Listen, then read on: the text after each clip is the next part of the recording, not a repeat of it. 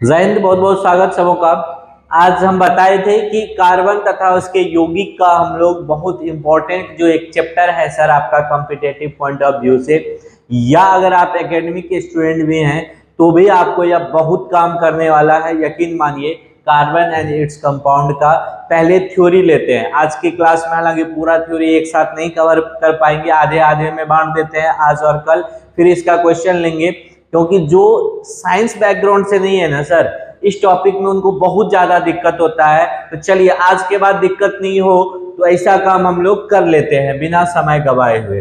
Carbon तथा इसके यौगिक पढ़ने वाले हैं टॉपिक। सबसे पहले जान लीजिए कि कार्बन क्या है सर। तो कार्बन एक क्या है? कार्बन एक अधात्विक तत्व है। कैसा तत्व है? अधात्विक तत्व है। याद रहेगा, कार्बन एक अधात्विक तत्व है। इसका संकेत क्या होता है सर? कार्बन का संकेत C होता है, परमाणु संख्या संकेत C, परमाणु संख्या 6 होता है। परमाणु भार की अगर इसका बात करें या परमाणु द्रव्यमान का अगर बात कर ले इसका, तो परमाणु द्रव्यमान इसका कितना हो जाता है? 12 U। परमाणु संख्या 6, परमाणु द्रव्यमान 12 U हो जाता है, याद रखिएगा। अब इसका अगर 6 है तो इसमें एक चीज जान लीजिए, कार्बन में इसमें इलेक्ट्रॉन, प्रोटॉन और न्यूट्रॉन कितना कितना होता है? इलेक्ट्रॉन भी 6 होता है, प्रोटॉन भी 6 होता है और न्यूट्रॉन भी इसके अंदर 6 होता है। किसके अंदर? कार्बन का। अगर इसका विन्यास की बात कीजिएगा तो कार्बन का विन्यास सर जो होगा वो विन्यास हो जाएगा 2 और 4। विन्यास कितना हो जाएगा? 2 और 4 हो जाएगा, याद रखिएगा। इसका वैलेंस इलेक्ट्रॉन कितना है? 4। इसीलिए यह चतुसंयोजी होता है। क्या होता है? चतुसंयोजी। ये भी याद रखना है, यह चतुसंयोजी होता है। कौन? कार्बन। चतुसंयोजी होने से मतलब इसके बाह्यतम कक्षा में चूंकि 4 इलेक्ट्रॉन है तो इसका वैलेंस इलेक्ट्रॉन की संख्या 4 हुआ। अगर इसको 4 इलेक्ट्रॉन खोना हो तो इसके पास 2 इलेक्ट्रॉन बचेगा जो इसके शेप को डिस्टॉर्ट कर देगा। और अगर 4 इलेक्ट्रॉन पाना हो तो इसमें 8 2 10 इलेक्ट्रॉन हो जाएगा। जबकि प्रोटॉन की संख्या फिर भी इसके अंदर कितनी? 6 ही रहने वाली है। इसलिए यह इलेक्ट्रॉन को खोता या पाता नहीं है। इलेक्ट्रॉन को यह क्या करता है? खोता या पाता नहीं है, इलेक्ट्रॉनों का साझा करता है। क्या करता है सर? इलेक्ट्रॉनों का साझा करता है, याद रखिएगा। इलेक्ट्रॉनों का साझा करता है, मतलब शेयरिंग ऑफ इलेक्ट्रॉन होता है इसके अंदर। किसके अंदर? कार्बन के अंदर। और जिसमें भी शेयरिंग टेंडेंसी होगा, साझा करने का प्रॉपर्टी होगा, वो क्या करेगा? तुरंत किसी के साथ जुड़ेगा। अगर आप में, हम में या किसी में साझेदारी करने की टेंडेंसी है तो हमारा जुड़ाव क्या होगा? तुरंत होगा। तो इसका जुड़ाव तुरंत होगा, उसको कहते हैं श्रृंखलन गुण। कौन सा गुण? श्रृंखलन गुण कहते हैं। और श्रृंखलन गुण किसमें पाया जाता है? कार्बन में पाया जाता है। यही कारण है कि दुनिया में इसके यौगिक, कार्बनिक यौगिक की संख्या सर्वाधिक है। कार्बनिक यौगिक जो होंगे वह सबसे अधिक होंगे दुनिया में, याद रखिएगा। क्यों? क्योंकि कार्बन में इलेक्ट्रॉनों को साझा करने का गुण होता है, जिसके कारण इसमें श्रृंखलन गुण पाया जाता है।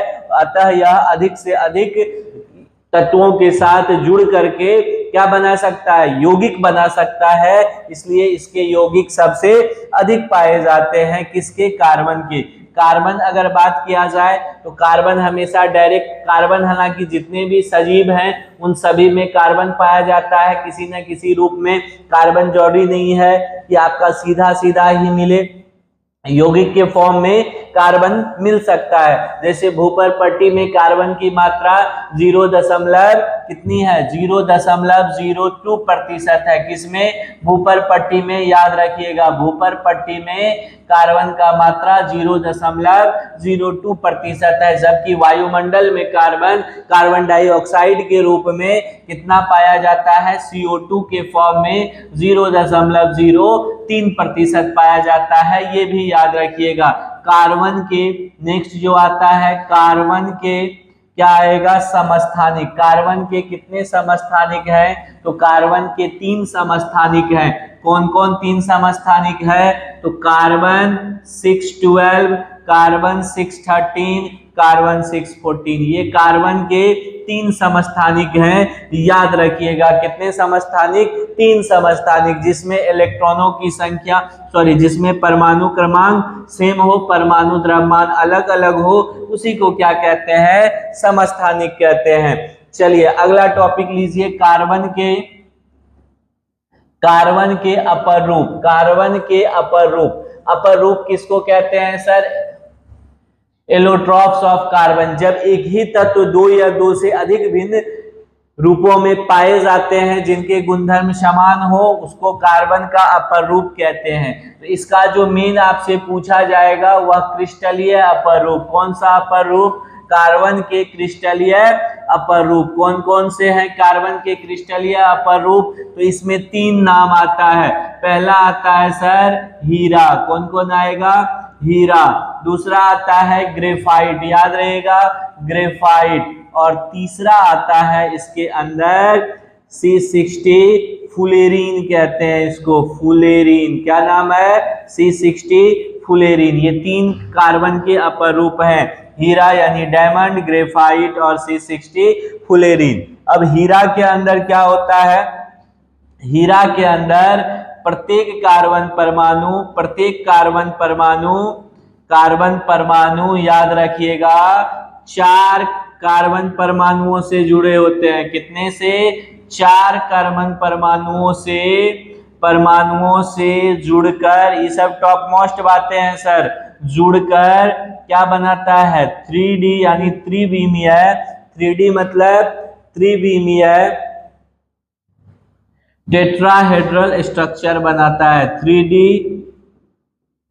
टेट्राहेड्रल स्ट्रक्चर बनाता है, याद रहेगा, टेट्राहेड्रल स्ट्रक्चर बनाता है।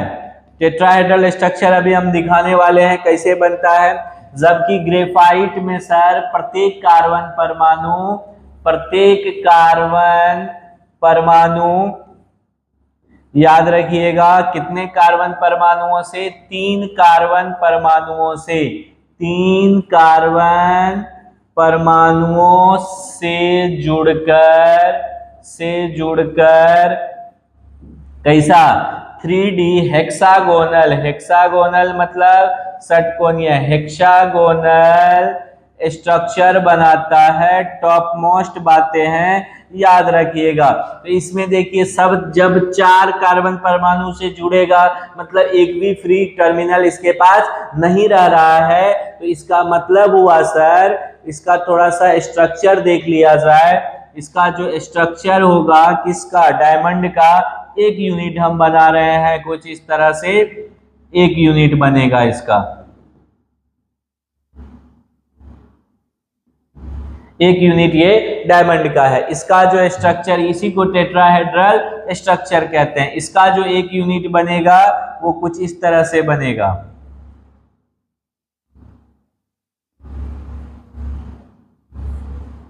एक यूनिट कुछ इस तरह से बनेगा। ऐसे बहुत सारे लेयर फिर बनते जाएंगे, सो ऑन। ये 1 यूनिट हम बना रहे हैं, तो इस तरह से ये टेट्राहेड्रल स्ट्रक्चर है। ये कौन सा स्ट्रक्चर है, हेक्सागोनल स्ट्रक्चर है। तो जब इसमें प्रत्येक कार्बन परमाणु 4 कार्बन परमाणुओं से जुड़ेगा, इसमें प्रत्येक कार्बन परमाणु 4 कार्बन परमाणुओं से जुड़ेगा, इसका मतलब हुआ सर एक भी फ्री एंड नहीं रहने वाला है। इसीलिए हीरा जो होता है वह प्राकृतिक रूप से पाया जाने वाला, किस रूप से, प्राकृतिक रूप से पाया जाने वाला, सब जो बात लिख रहे हैं सब इंपॉर्टेंट है, जाने वाला कठोरतम पदार्थ है। कौन सा पदार्थ है, कठोरतम पदार्थ है। याद रखिएगा प्राकृतिक रूप से पाया जाने वाला कठोरतम पदार्थ पूछ ले तो हीरा है। हीरा क्या ऊष्मा का सुचालक होगा, विद्युत का सुचालक होगा, नहीं होगा। क्यों नहीं होगा, क्योंकि इसका 4 का 4 जो संयोजी इलेक्ट्रॉन है वो चला गया बॉन्ड फॉर्मेशन में, जबकि इसमें 1 इलेक्ट्रॉन रह रहा है, इसीलिए, और यह लेयर बनाता है तो ये क्या होता है, फिसलता है। या लेयर बनाएगा तो फिसलेगा, उतना हार्ड नहीं होगा। यह विद्युत का सुचालक होता है। कौन? विद्युत का सुचालक होता है। कौन होता है? ग्रेफाइट। ग्रेफाइट क्या होता है? विद्युत का सुचालक होगा, क्योंकि 3 ही टर्म इसका जो है परमाणु से जुड़ता है, तो एक फ्री इलेक्ट्रॉन है, इसलिए यह क्या करता है? और धातु होते हुए भी सर विद्युत का सुचालक होता है ग्रेफाइट, याद रखिएगा। ये अपने स्लिपरी नेचर के कारण, मुलायम नेचर के कारण इसका यूज आप लुब्रिकेंट्स में भी कर सकते हैं। C60 फुलेरिन का आकार याद रखिएगा, इसका आकार फुटबॉल की तरह होता है। कैसा होता है? फुटबॉल की आकृति का होता है। इसमें 60 कार्बन परमाणु एक साथ जुड़े होते हैं। 60 कार्बन परमाणु एक साथ जुड़े होते हैं। विशालतम अपर रूप है ये किसका? किसका? कार्बन का। तो ये अपर रूप की बात हो गई। अभी हम एकदम शॉर्ट में ले रहे हैं, इसे ले रहे हैं कि 2 वीडियो में आपका पूरा टॉपिक क्लियर कर दे। तो ये हो गया अपर रूप की बात। अब आगे बढ़िए थोड़ा सा, अब आ जाइए। इसके बाद जो आता है मेन आपको जानना है कि कार्बन किस प्रकार का आबंध बनाएगा। तो ये भी याद रखिएगा, कार्बन चूंकि इलेक्ट्रॉनों का साझा करता है, तो कार्बन किस तरह का आबंध बनाएगा? सहसंयोजी आबंध बनाता है। कैसा आबंध? सहसंयोजी आबंध बनाएगा। याद रहेगा, कार्बन सहसंयोजी आबंध बनाता है। सहसंयोजी आबंध क्या होगा? सहसंयोजी आबंध इलेक्ट्रॉनों के साझा होने से, इलेक्ट्रॉनों के साझा करने से सहसंयोजी आबंध बनता है। याद रखिएगा, सहसंयोजी आबंध जो होगा उसका प्रकार कितना होगा? सहसंयोजी आबंध के प्रकार, सहसंयोजी आबंध आपका 3 तरह का होगा। कितने तरह का? 3 तरह का। कौन कौन?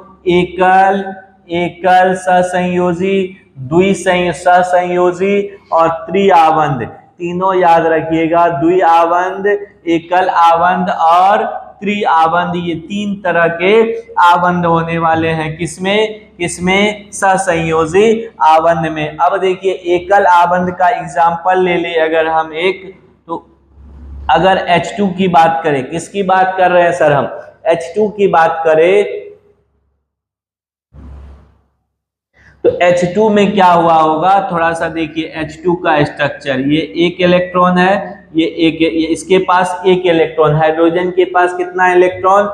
एक संयोजी इलेक्ट्रॉन। इस हाइड्रोजन के पास भी एक संयोजी इलेक्ट्रॉन होता है। ये क्या करेगा? इसके साथ इनक्लोज हो जाएगा, इससे शेयर कर लेगा, ये ऐसे इसका शेयर कर लेगा। यहाँ एक एक इलेक्ट्रॉन का क्या हुआ है? साझा हुआ है, इसलिए यहाँ एकल आबंध बना है, एकल सहसंयोजी आबंध बना है। क्योंकि चूंकि यह एक इलेक्ट्रॉन, दोनों 2 एटम ने क्या किया?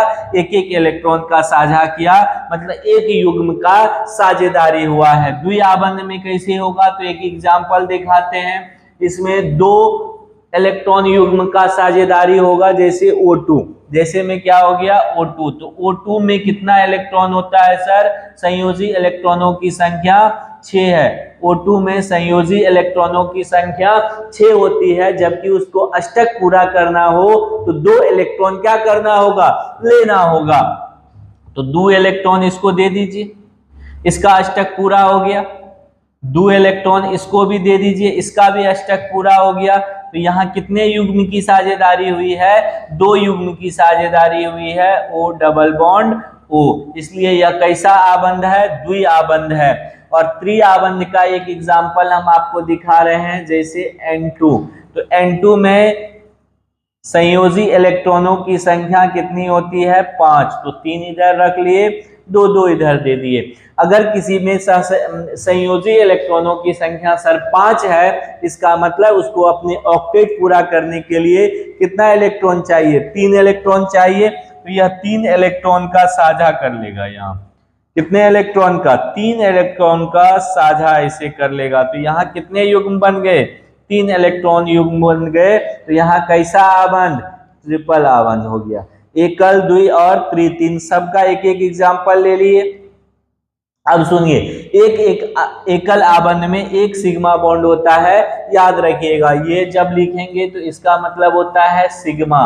ये क्या है? सिग्मा। एक सिंगल बॉन्ड में, एक एकल सहसंयोजी आबंध में एक सिग्मा बॉन्ड होता है, एक डबल बॉन्ड में एक सिग्मा और एक पाई आबंध होता है, जबकि एक ट्रिपल बॉन्ड में एक सिग्मा और 2 पाई होता है। इसको भी याद रखिएगा। एकल बॉन्ड में केवल और केवल एक सिग्मा बॉन्ड होता है, एक डबल बॉन्ड में एक सिग्मा और एक पाई बॉन्ड होता है, एक ट्रिपल बॉन्ड में एक सिग्मा 2 पाई बॉन्ड होता है। आपके दिमाग में छप जानी चाहिए ये बात। आगे बढ़िए। अब जब बॉन्ड की बात बता दिए तो कार्बन चतुसंयोजी होता है, इसका मतलब 4 आबंध बनाएगा। कार्बन कितने आबंध बनाएंगे?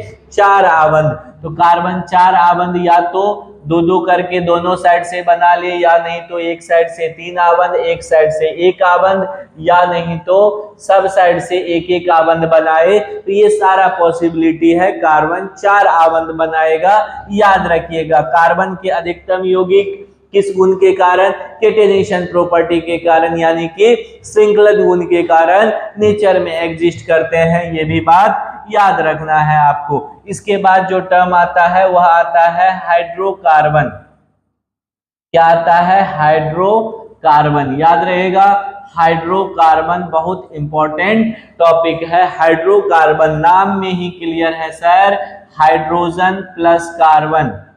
हाइड्रोकार्बन मतलब हाइड्रोजन प्लस कार्बन। याद रहेगा, हाइड्रोजन प्लस कार्बन से मिलकर बना यौगिक सर हाइड्रोकार्बन कहलाता है। सिर्फ और सिर्फ, ये भी बात याद रखिएगा, जिस यौगिक में सिर्फ और सिर्फ हाइड्रोजन और कार्बन होता है वह हाइड्रोकार्बन कहलाता है। चलिए, जब हाइड्रोकार्बन की बात हो गई तो हाइड्रोकार्बन का विभाजन को जान लीजिए। अब हाइड्रोकार्बन का विभाजन जो होगा वह मुख्यतः हम लोग डायरेक्ट जो है हम लोग 2 ही प्रकार से कर देते हैं। वैसे पहले हमको करना था एलिफेटिक, एलिसाइक्लिक और एरोमेटिक। उसके बाद फिर एलिफेटिक को करना था 2 तरह से, लेकिन हम कंपटीशन पॉइंट ऑफ व्यू से बता रहे हैं तो यहाँ डायरेक्ट डिवीजन कर देते हैं। हाइड्रोकार्बन में एक संतृप्त होगा। क्या क्या होगा? संतृप्त हाइड्रोकार्बन और असंतृप्त हाइड्रोकार्बन। फिर हम कह रहे हैं कि अगर डायरेक्ट इसका डीप में जाइएगा तो हाइड्रोकार्बन का पहले 3 तरीके से विभाजन, एलिफेटिक, एलिसाइक्लिक, एरोमेटिक। उसके बाद एलिफेटिक में संतृप्त और असंतृप्त। संतृप्त में क्या होगा? एकल आबंध होगा। कैसा आबंध होगा? एकल। और संतृप्त में 2 बात होगा, एक द्वि आबंध होगा और एक त्रिआबंध वाला होगा। क्या क्या होगा? द्विआबंध और त्रिआबंध। एकल आबंध होगा तो ये एल्केन होगा। क्या होगा?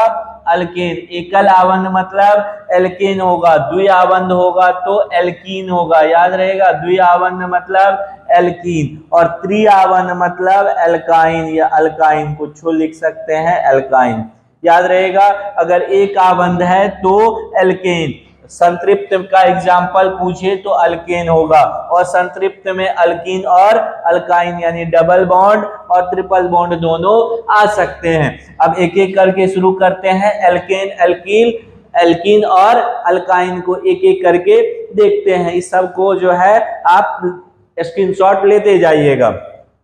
आगे बढ़िए। अब एल्केन को देखने से पहले कुछ रूट वर्ड देख लीजिए। रूट वर्ड यानी कार्बन परमाणु की संख्या। अगर कार्बन, चूंकि हाइड्रोकार्बन है तो हाइड्रोजन और कार्बन ही मिलेगा सर आपको। अगर कार्बन परमाणु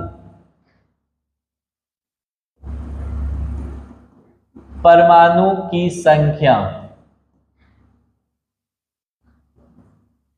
1 हो सकती है, 2 हो सकता है, 3 हो सकता है, 4, 5, 6, 7, 8, 9, 10 तक का ले लेते हैं। इसके बाद सो ऑन होने के लिए कितना भी हो सकता है। जब एक कार्बन हो तो इसके लिए जो रूट वर्ड होता है सर बहुत इंपॉर्टेंट है, याद रखिएगा। रूट वर्ड में एक के लिए क्या होगा? मेथा होता है तो मेथ याद रखिएगा। 2 के लिए एथ याद रखिएगा। 3 के लिए प्रोप याद रखिएगा। 4 के लिए ब्यूट याद रखिएगा, 5 के लिए पेंट याद रखिएगा, 6 के लिए हेक्स याद रखिएगा, 7 के लिए हेप्ट याद रखिएगा। होना चाहिए मेथा, एथा, प्रोपा, ब्यूटा, पेंटा, हेक्सा, हेप्टा। हम सबका आ हटा रहे हैं, फिर से ध्यान से सुनिए। 8 के लिए ऑक्ट याद रखिएगा, 9 के लिए नोन याद रखिएगा, नोना का नोन, और 10 के लिए डेक। 1 के लिए मेथा, एथा, प्रोपा, ब्यूटा, पेंटा, हेक्सा, हेप्टा, ऑक्टा, नोना और डेका, अनडेका, दो डेका, ट्राइडेका, इस तरह से सो ऑन चलते रहता है। इतना दिमाग में छप जाना चाहिए। अभी इसका हम यूज करने वाले हैं। चलिए अब देखिए, इसको अभी यहीं पे साइड में रखते हैं क्योंकि इसका यूज करेंगे तुरंत का तुरंत। अब हम देखिए अल्केन, अल्कीन, अल्काइन को तुरंत खत्म कर लेते हैं इसी वीडियो में। उसके बाद फंक्शनल ग्रुप अगले वीडियो में। इसके शुरू करते हैं एल्केन से। अल्केन कैसा है? संतृप्त है कि असंतृप्त? संतृप्त। संतृप्त मतलब सिंगल बॉन्ड याद रखिएगा। अल्केन का सबसे पहले किसी का भी सामान्य सूत्र याद रखिएगा, सबसे इंपॉर्टेंट यही है। किसी भी फंक्शनल ग्रुप का या किसी भी ग्रुप का, किसी भी हाइड्रोकार्बन का सबसे पहला पॉइंट जो आपको जानना होता है सर, वह जानना होता है सामान्य सूत्र। तो अल्केन का सामान्य सूत्र होता है CnH2n+2। क्या होता है? CnH2n+2 याद रहेगा। अल्केन मतलब CnH2n+2, अल्केन मतलब CnH2n+2। n क्या है? कार्बन परमाणु की संख्या। n बराबर क्या होगा? कार्बन परमाणु की संख्या, कार्बन परमाणु की संख्या याद रहेगा। n क्या है? कार्बन परमाणु की संख्या। मतलब जितना कार्बन एटम है उसके 2 गुने से 2 ज्यादा अगर हाइड्रोजन एटम हो तो समझ जाएंगे वह अल्केन है। जितना कार्बन परमाणु है उसके डबल से 2 ज्यादा अगर हाइड्रोजन हो तो वह अल्केन है, याद रखिएगा। अगर कोई भी ग्रुप है तो उसका लास्ट में क्या लगेगा? जो लगेगा उसको कहते हैं अनुलग्न, मतलब सफिक्स। अनुलग्न मतलब सफिक्स कहते हैं, याद रखिएगा। तो इसका सफिक्स होता है n, याद रहेगा। इसका सफिक्स क्या होगा? n होगा। कैसे? तो एक एक एग्जांपल से समझिए। मेथेन का नाम सुने होंगे, मेथ जोड़ n बराबर मेथेन होगा। मेथ मतलब कितना कार्बन सर? 1 कार्बन। मेथ मतलब 1 कार्बन। मेथ मतलब 1 कार्बन, क्योंकि रूट वर्ड हमारा कह रहा है मेथ मतलब कार्बन 1। और ये फॉर्मूला कह रहा है अल्केन लगा हुआ है सफिक्स, तो आपका फॉर्मूला कह रहा है जितना कार्बन उसके डबल से 2 ज्यादा हाइड्रोजन होना चाहिए। ये सूत्र कहता है, जनरल सूत्र हम नहीं कह रहे हैं। तो अल्केन ग्रुप का है तो 1 कार्बन, तो हाइड्रोजन 1 का 2 गुना, 2 से 2 ज्यादा 4, यानी कि इसका सूत्र हो जाएगा CH4। मेथेन का सूत्र क्या हो जाएगा? मॉलिक्यूलर यानी आणविक सूत्र CH4 याद रखिएगा। अगर इसको तोड़ के लिखना हो मेथेन का CH4 को तो ऐसे लिखाएगा। कैसे लिखाएगा? बॉन्ड यानी संरचना सूत्र इस तरह से लिखाएगा। नंबर ऑफ सहसंयोजी आबंध पूछ ले, 1 2 3 4 हो जाएगा। ये भी आप याद रखिएगा।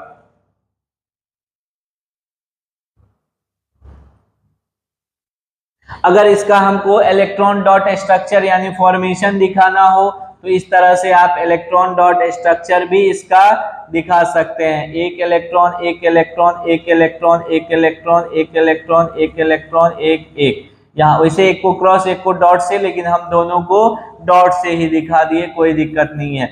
हाइड्रोजन को दो चाहिए था, पूरा कर लिया। अब जिसको जिसको ये दिया है उस सब का इलेक्ट्रॉन लेकर के ऐसे बंद हो जाएगा। बस ये क्लियर हो गया।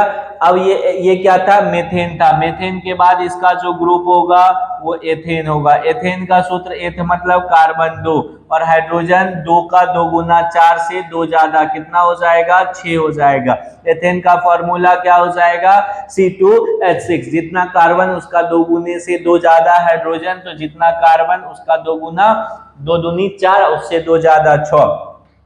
अगर प्रोपेन की बात करें तो प्रोपेन का सूत्र क्या हो जाएगा? C3H, दुना से 2 ज्यादा H8। अगर ब्यूटेन की बात करें तो ब्यूटेन का सूत्र क्या हो जाएगा? C4। H क्या हो जाएगा? 2 गुने से 2 ज्यादा तो H10 हो जाएगा। ब्यूटेन के बाद अगर पेंटेन की बात करें तो पेंटेन में कितना हो जाएगा? पेंट मतलब कार्बन कितना? C5H दो गुने से दो ज्यादा। अगर हेक्सेन की बात करें सर तो हेक्सेन का फॉर्मूला क्या हो जाएगा, C6H, दो गुने से दो ज्यादा तो H14। अगर हेप्टेन की बात कर ले तो हेप्टेन में कितना हो जाएगा, C7H16, यानी इसके बाद यदि ऑक्टेन का बात करें तो ऑक्टेन का हो जाएगा C8H18, non in decane so on. आप लिख सकते हैं, ये फॉर्मूला आपको अब बनाने के लिए हमने सिखा दिया, जनरल फॉर्मूला से बन जाएगा। अब सब में एक चीज जो कंपटीशन का बड़ी फेवरेट क्वेश्चन होता है सर, सहसंयोजी आबंधों की संख्या कितनी है, ये पूछा जा सकता है। सहसंयोजी आबंध किसी का भी पूछ ले, बोलिए किसी का भी, जैसे पूछ दिया हमसे कि हेक्सेन में सहसंयोजी आबंध, किसमें, हेक्सेन में, हेक्सेन का फॉर्मूला C6H14, C6H14 होता है हेक्सेन का, यानी जितना कार्बन है उसके डबल से दो ज्यादा हाइड्रोजन होना चाहिए। अब देखिए 14 हाइड्रोजन का मतलब 14 सहसंयोजी आबंध होगा ही होगा, क्योंकि एक हाइड्रोजन एक आबंध बनाता है तो 14 हाइड्रोजन कितना बनाएगा, 14 सहसंयोजी आबंध बनाएगा। और अगर 6 कार्बन है और अल्केन ग्रुप है तो याद रखिएगा एक कम, 6 कार्बन में एक कम आबंध, 6 को जोड़ने के लिए 6 आबंध नहीं चाहिए, 6 को जोड़ने के लिए 5 को आबंध चाहिए। तो 14 5 19, सहसंयोजी आबंधों की संख्या, सहसंयोजी आबंधों की संख्या सर, आबंधों की संख्या बराबर कितना हो जाएगा, 19 हो जाएगा। सहसंयोजी आबंधों की संख्या 19 याद रखिएगा, किसके अंदर, हेक्सेन। किसी का भी अगर फॉर्मूला पता है ना, जैसे हेप्टेन का तो 16 और 6 कितना हो जाएगा, 22। जैसे ऑक्टेन का तो 18 बनना ही है, यहाँ 8 है तो 1 घटा के 18 7 25। किसी का भी अगर आपको लिखना हो सहसंयोजी आबंधों की संख्या तो कोई दिक्कत नहीं होना चाहिए। ये बात थी किसकी, अल्केन की। अब आगे बढ़िए अल्कीन में, दूसरा ले लेते हैं अल्कीन। एल्कीन का जो है कार्बन कार्बन के बीच में डबल बॉन्ड होगा और संतृप्त हाइड्रोकार्बन है जिसमें कार्बन कार्बन के बीच में द्विआबंध होता है। इसका सामान्य सूत्र जो होता है सर, सामान्य सूत्र क्या होगा, तो इसका सामान्य सूत्र CnH2n हो जाएगा। मतलब जितना कार्बन एटम है उसका जस्ट डबल हाइड्रोजन एटम हो जाए तो समझ जाएंगे वह अल्केन है। ये सामान्य सूत्र किसका हो गया, अल्कीन का। किसका हो गया, अल्कीन का। फिर इसमें भी अनुलग्न लगेगा, कुछ ना कुछ नहीं लगेगा। अनुलग्न कितना हो जाएगा, तो इसका जो अनुलग्न है वो अनुलग्न इन होता है। इसका अनुलग्न क्या होता है, इन होता है, याद रखिएगा। इसका अनुलग्न इन होता है, यानी द्विग इनो लग जाएगा किसी भी रूट वर्ड के साथ अल्कीन के अंदर। तो फर्स्ट मेंबर चूंकि कार्बन कार्बन के बीच में ये कैसा ये है और संतृप्त हाइड्रोकार्बन है, ये भी याद रखना है। चूंकि इसमें कार्बन कार्बन के बीच में एक डबल बॉन्ड होना चाहिए, तो फर्स्ट मेंबर जो होगा इसका सर वह मेथ नहीं होगा। फर्स्ट मेंबर जो होगा इसका वो क्या हो जाएगा, फर्स्ट मेंबर एथ हो जाएगा। मतलब एथ जोड़ इन बराबर क्या हो जाएगा, एथीन हो जाएगा। एथीन या कहीं कहीं इसका नाम इथीन भी मिलेगा। तो एक के बात है, टेंशन नहीं लेना है। इथीन मतलब कार्बन कितना, 2। चूंकि इन लगा हुआ, इन मतलब सर अल्कीन है। इन मतलब क्या है, अल्कीन है। अल्कीन होने का मतलब हुआ कि जितना कार्बन है ना उसका जस्ट डबल क्या होना चाहिए, हाइड्रोजन होना चाहिए। इसका फॉर्मूला हो जाएगा C2H4। इथीन का क्या हो जाएगा, C2H4। ये भी याद रखिएगा। इसका अगर तोड़ करके लिखना हो तो 2 कार्बन है, कार्बन कार्बन के बीच में डबल बॉन्ड, इसको 2 हाइड्रोजन चाहिए और इसको भी 2 हाइड्रोजन चाहिए। तो यही हो जाएगा आपका क्या, इथीन है। यहाँ नंबर ऑफ सिग्मा बॉन्ड पूछे तो 1 2 3 4 और 5 सिग्मा बॉन्ड है। और अगर पाई बॉन्ड पूछे तो 1 पाई बॉन्ड है, याद रखिएगा। ये क्या था, इथीन। अगर आपसे प्रोपीन का पूछ दे, इसका अगर सामान्य नाम इथिलीन होता है, इसका सामान्य नाम क्या होता है, इथिलीन होता है, याद रखिएगा। अगर प्रोपीन का पूछ दे, प्रोप मतलब कार्बन कितना 3, प्रोप मतलब कितना कार्बन सर 3। इन अल्कीन ना, क्योंकि इन लगा हुआ है तो अल्कीन, अल्कीन का हमारा फॉर्मूला क्या कहता है, जितना कार्बन उसका जस्ट डबल हाइड्रोजन होना चाहिए, तो प्रोपीन का हो जाएगा C3H6, कितना हो जाएगा C3H6, तो ये प्रोपीन हो गया। इसी तरह से अगर ब्यूटीन पूछ दे हमसे तो ब्यूटीन का क्या हो जाएगा, ब्यूट मतलब कार्बन 4 हाइड्रोजन 8, बॉन्ड अगर तोड़ के लिखना हो तो 1 2 3 4, कुछ नहीं है तो पहला कार्बन के बाद डबल बॉन्ड, बाकी के बाद सिंगल बॉन्ड, इसको 1 हाइड्रोजन चाहिए, जिसको जितना हाइड्रोजन चाहिए 4 बॉन्ड पुराने के लिए दे दीजिए, ये हो गया butene. So on pentene, pentene भी आप लिख सकते हैं। अगर पेंटीन पूछ दे तो पेंट मतलब कार्बन 5 और हाइड्रोजन 5 दूनी 10 हो जाएगा, ये पेंटीन का हो गया। चलिए ये अल्कीन का भी बेसिक बातें यहां हम लोग खत्म करते हैं। अब आ जाइए तीसरा अल्काइन में। एल्काइन या अल्काइन भी रहता है, कार्बन कार्बन के बीच में ट्रिपल बॉन्ड। अल्काइन में क्या होगा, कार्बन कार्बन के बीच में ट्रिपल बॉन्ड होता है, याद रखिएगा। इसका जो सामान्य सूत्र यानी general formula, GF not girlfriend, it means general formula, इसका जो जनरल फॉर्मूला होता है CnH2n-2, यानी जितना कार्बन उसका दोगुने से 2 कम हाइड्रोजन होगा किसके अंदर, अल्कीन में। 2 हाइड्रोजन घटते जा रहा है, हाइड्रोजन 2 घटते जा रहा है, किसमें, अल्केन, अल्कीन और अल्काइन के अंदर। इसका भी तो कुछ अनुलग्न होगा, मतलब सफिक्स होगा सर, तो इसका जो अनुलग्न होगा वह अनुलग्न इसका हो जाता है आइन। क्या हो जाता है, आइन, इसका अनुलग्न आइन हो जाता है, याद रखिएगा। फर्स्ट मेंबर इसका भी जो फर्स्ट मेंबर होगा वो क्या होगा, इसका भी फर्स्ट मेंबर जो होगा वो एथ जोड़ या इथ जोड़ आइन, इथाइन हो जाएगा। क्या हो जाएगा, इथाइन हो जाएगा। इथाइन का अगर फॉर्मूला बात करें C2H, दोगुने से 2 कम,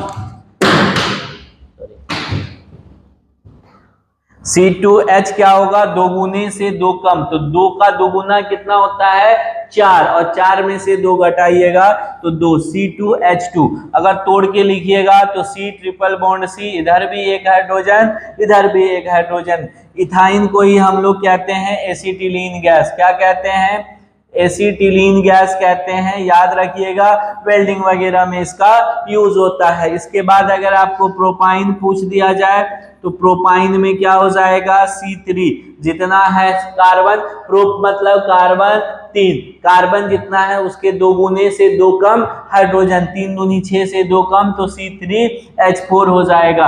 अगर आपसे ब्यूटाइन पूछ दिया जाए तो कार्बन 4 और इसके दोगुने से 2 कम हाइड्रोजन, तो कितना हो जाएगा, हाइड्रोजन 6 हो जाएगा। याद रखिएगा ये सब फॉर्मूला इसका। ये हो गया आपका अल्काइन, बेसिक ऑफ अल्काइन खत्म हो गया। एक बार फिर से देख लीजिए, एल्केन CnH2n+2, अल्कीन CnH2n और अल्काइन CnH2n-2, यानी यहां से कम 2 हाइड्रोजन यहां हुआ, फिर यहां से 2 हाइड्रोजन कम हो गया। अल्केन, अल्कीन, अल्काइन खत्म हो गया। एक और ग्रुप ले लेते हैं अल्काइल, उसके बाद आज का काम खत्म। कल में सब्स्टिट्यूटेड का कुछ देख लेंगे और उसके साथ साथ सब फंक्शनल ग्रुप एक के वीडियो में धज्जी उड़ा देंगे। एक और ले लेते हैं alkyl group, alkyl group. Alkyl group को R से डिनोट करते हैं। इसका जनरल फॉर्मूला सर जो होता है वह CnH2n+1 होता है। इसका जो सफिक्स होगा, सफिक्स मतलब अनुलग्न, सफिक्स मतलब अनुलग्न, सफिक्स मतलब क्या होता है, अनुलग्न। अनुलग्न जो होता है इल हो जाता है। क्या हो जाता है, इल हो जाता है। इसका अनुलग्न इल होता है, याद रखिएगा। कैसे, तो ध्यान से देखिए। वैसे ये अल्केन में से, जब सर अल्केन में से एक हाइड्रोजन हटाइएगा ना, तब अल्काइल ग्रुप बनता है, जिसको R से डिनोट करते हैं। बॉन्ड इसलिए रहेगा क्योंकि एक हाइड्रोजन कम है, तो एक तरफ से कोई ग्रुप आकर के ये जुड़ने के लिए इसमें तैयार है। जैसे आप मीथेन में से, मीथेन मतलब CH4 में से एक हाइड्रोजन निकालिएगा तो CH3 हो जाएगा। वो मीथेन था, इसका नाम मेथिल हो जाएगा। क्योंकि जितना कार्बन है उसका 2 गुने से 1 अधिक क्या है, हाइड्रोजन है। C2H5 रहे, या इसको ऐसे भी तोड़ के लिखा जाता है CH2CH3। इस ग्रुप का अगर नाम पूछ लिया जाए आपसे तो 2 कार्बन को एथ कहते हैं और हाइड्रोजन 5 है तो इल हो जाएगा, एथिल इसका नाम हो जाएगा। अगर कभी आपको C3H7 जितना कार्बन उसके 2 गुने से 1 ज्यादा हाइड्रोजन मिल रहा है, मतलब ये अल्किल ग्रुप है। अल्किल ग्रुप में कौन सा ग्रुप है, 3 कार्बन को क्या कहते हैं, प्रोप, तो इसका नाम हो जाएगा प्रोपाइल या प्रोपिल। दोनों नाम चलता है। क्या क्या हो सकता है, या तो प्रोपाइल हो सकता है या प्रोपिल हो सकता है, याद रखिएगा। इसको अगर तोड़ के लिखना हो तो CH2 CH2 और CH3 हो जाएगा। ये सब किस फॉर्म में आएगा, सब्स्टिट्यूएंट के फॉर्म में। ये आपको बहुत काम आने वाला है, जो हम लोग अगले क्लास में देखेंगे। तो ये थ्योरी का फर्स्ट टॉपिक था जो बड़े अच्छे से हमने आपको एग्जाम पॉइंट ऑफ व्यू से करवा दिया है, ठीक है, competitive exam point of view से। कल वाले क्लास में पूरा का पूरा खत्म कर लेंगे, यानी अगला थ्योरी की क्लास में ये टॉपिक खत्म कर लेंगे। बस बने रहिए, मिलते हैं फिर नए वीडियो में इसी का एक नया टॉपिक लेकर के। जय हिंद।